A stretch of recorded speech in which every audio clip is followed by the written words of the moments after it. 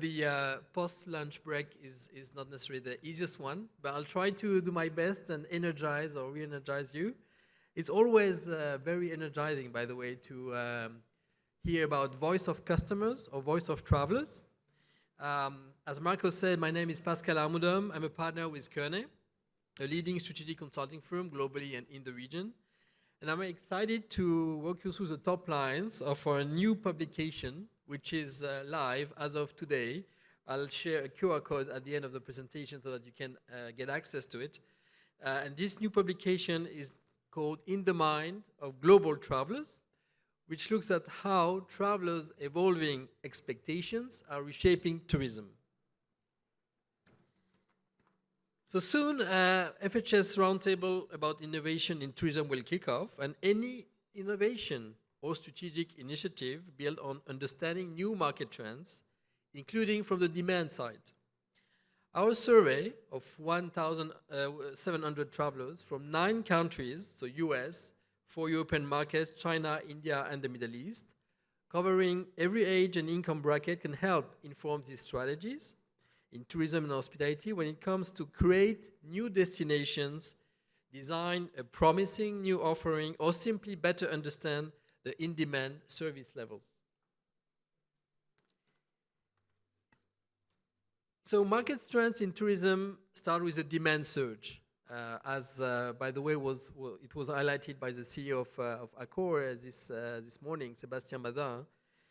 The trend in hospitality and tourism is very, very promising, just for demographics reason. Just do the math with the Chinese middle class, Indian middle class, and so on and so forth. So in the aftermath of COVID-19, developments in tourism have been unfolding at a brisk pace. International tourist traffic reached 1.5 billion in 2024, international tourists. And thanks to the same global demographic patterns which I was sharing, for instance, the growing middle class appetite for travel, that number is forecast to hit 1.8 billion by 2030, which also create concerns of over-tourism. If you've heard about how Kyoto is being saturated, or Cinque Terre, where not only July and August are being peak times, but also before July and after August, you can already feel that there is a need for addressing that potential concern. But apart from surging overall demand, travelers' preferences have been expanding. Emerging destinations and new types of experiences are gaining in popularity, and there is a considerable impact, obviously, of social media and the sustainability movement. So what do these trends mean for tourism authorities, for project developers and operators, and you're probably part of these categories? Let's look at the top lines of our research. And let's start with new favored destinations and travel types. So we asked 1,700 respondents to rank their top 3 destinations in each of 5 main travel categories: wellness, heritage, events in sport, business, arts and entertainment, season and lifestyle, and wildlife, ecotourism and agrotourism. So the graph that you see on the screen shows the 8 highest ranked destinations. Clearly, destinations with established global reputations and strong tourist narratives are more popular than emerging niche destinations. Yet our survey showed that no destination is universally top ranked across all traveler demographics. Again, we have 9 countries: US, China, 4 European markets, India, the UAE, Saudi Arabia. And in wellness category, for example, here you see that California ranks first place among all respondents, but among Americans dropped to second place after Phuket. And there are more and more details that you can also see in our detailed report. So what we see is that travel preferences are obviously shaped by an interplay of factors: budget, cultural background, age, personal interest, and lifestyle. Of note, congratulations to Dubai, which is fast becoming one of the top season and lifestyle destinations globally. We asked survey respondents to rank these 5 categories, again, wellness, heritage, season and lifestyle, events in sports, business, arts, entertainment, and wildlife, ecotourism and agrotourism. And season and lifestyle related travel still dominates. No wonder. We can see how the post-pandemic increase in remote working arrangements has further solidified the popularity of such vacations, as more people can take vacations at the beach. At the same time, ecotourism is becoming more popular as more travelers seek sustainable travel, competing nature experiences, and the opportunity to preserve the environment. Another very compelling finding is that wellness tourism is no more the realm of the affluent traveler seeking exclusive retreats. Instead, wellness tourism is going mainstream, and this is a big chapter of our detailed report. It was also very interesting to hear about the Ministry of Economy of the UAE this morning, telling about the fact that wellness, which is split into medical and well-being, is becoming a key priority to further grow in hospitality in Dubai and further in the UAE. So besides, wellness travel is becoming a family affair. Almost 30% of wellness travelers now bring their children along. And according to Condé Nast Traveler, this movement is already accelerating, noting that adults-only retreats are finally opening up to kids and teenagers. So according to our survey, weight management programs, mental wellness retreats are the two most popular wellness-related gateway choices, reflecting a broad shift towards incorporating self-care into vacation travel. You can see that we have a detailed list of favored wellness activities in the context of tourism destinations. Let's now deep dive into travelers' preferences and priorities. There is definitely a growing appeal of destinations that blend leisure and urban experiences. More and more, people want to enjoy diverse activities within a single trip, such as spending the day on the beach and the evening exploring city nightlife. And by the way, that supports the ranking that you saw in the beginning, with those ranking of destinations, including Miami and Dubai, in the top 5 tourism destinations for season and lifestyle.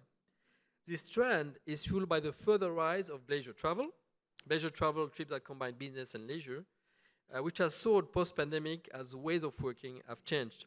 Experiential travel, especially food and beverage oriented, matters more as well. Our respondents consistently ranked food and beverage experiences among their top 5 travel activities, and destinations that provide diverse and high-quality culinary options are typically in large urban centers, so which also fuel the same trend. So no longer a niche concern, and that's one of the big findings of the research, sustainability is increasingly becoming an important consideration in consumers' travel decisions. Indeed, 75% of our survey respondents said that the impact on the environment plays either somewhat a role or a major role in their travel decisions, and they declare seeking green mobility options at their destinations and access to nature and the wild, among other things. We also found out a paradox here, however. Sustainability often takes a backseat to convenience and comfort, so travelers prioritize direct flights and smooth connections when choosing destinations. So we show that there is still a paradox between this awareness and acknowledgement and prioritization of sustainability and the convenience aspect which the industry has to address. Another interesting item for our research, which indicate that travelers are looking for longer stays and are increasingly spending a large portion of their time engaging in activities outside their hotel or resort. Europeans and Americans are driving this trend. About 75% of such respondents indicate that they spend around half or more of their time exploring off-site. So we believe this trend is largely driven by travelers liking to share their experiences on social networks, showing they made the most of their holiday and ticked all the boxes at their destination. Probably sound familiar to you as well, as you're also part of this traveler population. It is also critical to look at how the younger generations are shaping tourism, hospitality, and travel trends. So Gen Zs and millennials are fueling the demand for experiential and events tourism. The segment of survey respondents aged 21 to 24 ranked experiential events-related travel higher than any other demographic.